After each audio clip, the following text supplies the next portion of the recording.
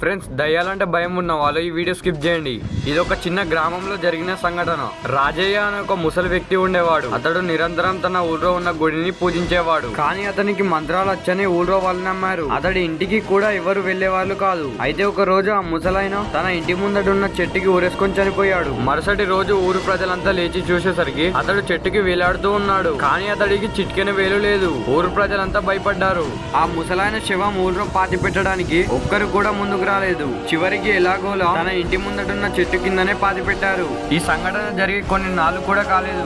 కానీ రోజు రాత్రి ఎవరో గుడికి పూజ చేస్తున్నట్టు కనిపిస్తుంది.